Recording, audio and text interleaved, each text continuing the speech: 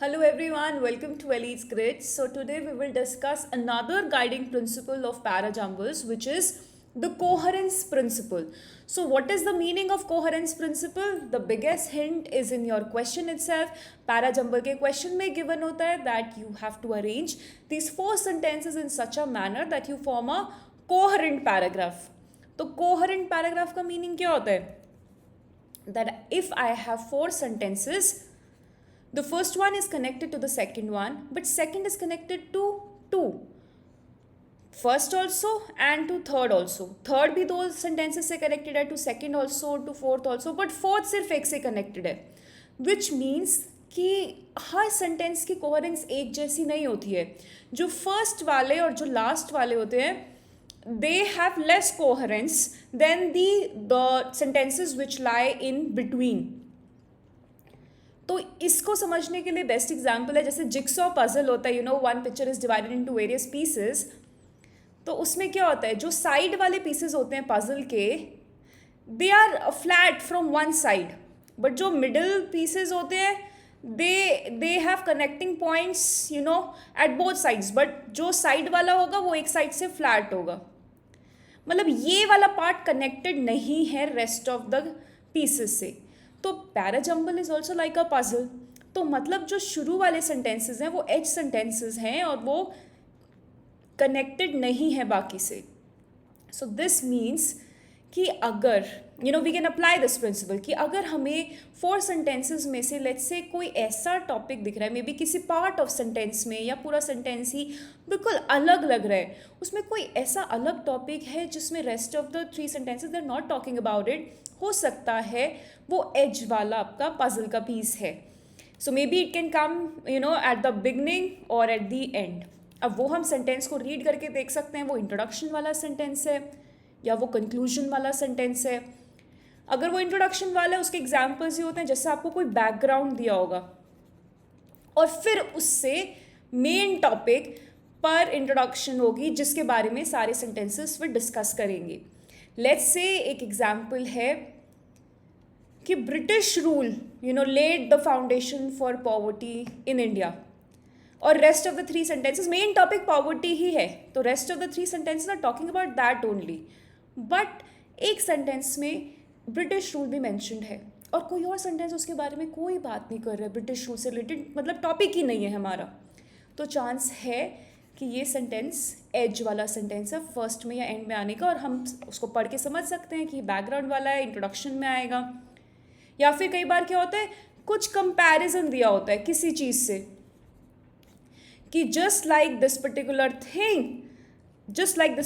Thing this is also a very important thing, and then जो second thing है उसके बारे में ही सब हम बातें कर रहे हैं. तो जिस चीज़ के साथ उसका कंपैरिजन होता है फिर उसका कोई रेलेवेंसी नहीं है, तो कोई पॉइंट नहीं है जो उससे रिलेटेड है, तो चांस है कि वो स्टार्टिंग में आएगा क्योंकि हमने देखा कि वो इंट्रोडक्शन वाला सेंटेंस है. ऐसे एंडिंग वाले सेंटेंस में क्या होगा, अगर एंडिंग वाला सेंटेंस है तो उसमें क्या होगा कि लेट्स से हम किसी पर्टिकुलर टेक्नोलॉजी की पर्टिकुलर फील्ड की बात कर रहे हैं तो उसकी application to other fields, other में हम जा रहे हैं, एक पर्टिकुलर थिंग से रिलेटेड थे तीनों सेंटेंसेस, बट फिर एक सेंटेंस में उसको हम बाकी चीज़ों पे भी अप्लाई कर रहे हैं. या इंडिया से रिलेटेड ही थी सारी बातें एक सेंटेंस में हम कहें it's not just about India but the entire world, तो वो भी चांस है बिकॉज अब कोई और सेंटेंस तो वर्ड से रिलेटेड है नहीं, तो हम देख भी सकते हैं वो इंट्रोडक्शन वाला भी नहीं है, चांस है वो एंड में होगा. तो दिस इज़ कोहेरेंस प्रिंसिपल कि हम सेंटेंस की जो इन्फॉर्मेशन है उसको देखते हैं कि वो कितना लिंक कर रही है. अगर वो थोड़ी सी ऐसी लग रही है कि वो रिलेटेड नहीं है बाकी चीज़ों से तो थोड़ी पॉसिबिलिटी ज़्यादा होती है शुरू में और एंड में आने की. Let's see this through another example. This is a question of CAT previous year question paper. So we will learn this principle through its application on this question. Women may prioritize cooking because they feel they alone are responsible for mediating a toxic and unhealthy food system. तो ये women के angle से हमें उस system को दिखा रहे हैं कि विमेन को लगता है they alone are responsible for that system. Second, food is commonly framed through the lens of individual choice. You can choose to eat healthily. ये जनरली एक बात करें कि फूड को हम इंडिविजुअल चॉइस के थ्रू देखते हैं. You decide what you have to eat. So you can decide to eat a healthy food or an unhealthy food. Third, this is particularly slow. अभी किसी बात को रेफर कर रहा है तो ये सेंटेंस डेफिनेटली स्टार्टिंग में तो नहीं आ सकता. This is particularly so in a neoliberal context where the state has transferred the responsibility for food onto individual consumers.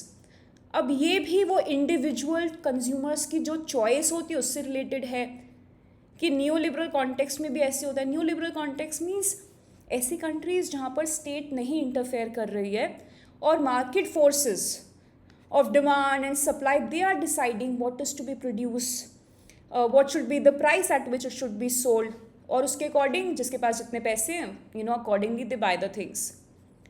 अगर कम्युनिस्ट स्टेट होती है, कम्युनिस्ट में द स्टेट विल डिसाइड कि what should B produce, how much it should B produce, जैसे USSR में था. तो उस केस में you individuals do not have choice, but new liberal context में दे हैव चॉइस. तो ये भी उसी चीज़ से रिलेटेड ही है. The individualise framing of choice appeals to a popular desire to experience agency, withdraws away from the structural obstacles that stratify individual food choices. ये भी सेकेंड सेंटेंस से काफ़ी लिंक्ड. हम कहते हैं कि इंडिविजुअल चॉइस होती है, कि इंडिविजुअल चॉइस जो है ना it's popular because it gives you experience of agency, कि आप अपने एक्शन डिसीजंस खुद ले सकते हो. Nobody is taking those decisions on your behalf, तो वो एक्सपीरियंस कर सकते हो आप एजेंसी. बट इश्यूज़ हैं कि it leads to stratification of food choices. Stratification मतलब इनइक्वालिटीज़, जिससे सोसाइटी में अलग अलग स्टाटास होते हैं, upper class, lower class, inequalities. और ये स्पेसिफिकली न्यू लिबरल स्टेट में ज़्यादा होते हैं. कम्युनिस्ट स्टेट जैसे यूएसएसआर थी, उनका तो पर्पज़ ही ये था कि सब एक जैसा खाएं, सबको बराबर प्रॉफिट डिवाइड हो. बट न्यू लिबरल में क्या होता है कि सब कुछ मार्केट फोर्सेस पे लीव कर दिया गया है. जो ज़्यादा इन्वेस्ट करते हैं उसको ज़्यादा रिटर्न मिल जाता है. तो एक बिजनेस क्लास होती है, एक वर्किंग क्लास होती है. State does not interfere. तो वहाँ पर इनइक्वालिटीज़ ज़्यादा होती हैं क्योंकि स्टेट नहीं इंटरफेयर कर रही है, सब कुछ मार्केट फोर्सेस डिसाइड कर रही है. तो ये यहाँ पे बहुत सूट कर रहा है कि this is particularly so in a new liberal context. और फिर what I mean to say in this question is that कि we can easily see 3 sentences individual choice, जो कि हमारा मेन टॉपिक है. Individual choice. एक सेंटेंस बिल्कुल अलग एंगल बता रहा है विमेन. कोई और सेंटेंस उसके बारे में और कुछ डिस्कस ही नहीं कर रहा है कि विमेन का और क्या रोल है. विमेन से कुछ भी और रिलेशन नहीं है. तो कहीं ऐसा तो नहीं ये सेंटेंस हमारा कॉर्नर वाला सेंटेंस है, एज वाला पजल का पीस है, तो या तो फर्स्ट पे या फोर्थ में. बट हम देख सकते हैं कि फर्स्ट पे ये नहीं हो सकता because it is not introducing the topic generally. Second हमें बता रहा है कि है क्या. फिर उसको हम आगे देख रहे हैं इंडिविजुअल चॉइस क्या है, what it is about, what all it is not about. But ये है मेन जो हमारा टॉपिक इंट्रोड्यूस कर रहा है. तो ये फर्स्ट सेंटेंस जो विमेन का अलग एंगल बता रहा था, it can not come at the first place. तो अब इसका ज़्यादा चांस लास्ट में आने का ही है, एक अलग एंगल बता रहा है. तो ये सेकंड के बाद हम कह रहे हैं इंडिविजुअल चॉइस. ये लिंक्ड है इससे कि this individual choice is because it helps you experience agency. But issue है कि स्ट्रैटिफिकेशन हो जाती है, और ये स्ट्रैटिफिकेशन वाला इशू एक न्यू लिबरल स्टेट में, न्यू लिबरल कंट्री में ज़्यादा होता है. वहाँ पर क्योंकि रिस्पॉन्सिबिलिटी कंज्यूमर्स होती है, रिस्पॉन्सिबिलिटी से फिर विमेन कनेक्ट हो गई, लेकिन एक अलग एंगल था विमेन का. So what I wanted to show you through this example was कि एक अलग कंसेप्ट आपको सेंटेंस दिख रहा है. मतलब in exam it can happen 4 sentences एकदम से कम टाइम है, एक बहुत अलग सेंटेंस दिख रहा है, बिल्कुल अलग चीज़ के बारे में बात कर रहा है. तो पॉसिबिलिटी हो सकती है कि वो बिगनिंग या एंड में आए. जैसे इसमें विमेन वाला कंसेप्ट था तो थोड़ा टाइम बच सकता है, मे बी थोड़ी हिंट मिल जाए, क्योंकि it's just like the jigsaw puzzle, वो कॉर्नर वाला पीस हो सकता है. तो इस केस में लाइक विमेन था, हमने देखा तीनों सेंटेंसेस से बिल्कुल अलग था और वो एक्चुअली में एंड में ही आ रहा है. तो This was the principle. I hope you would have understood it, and I hope it will help you in your exam.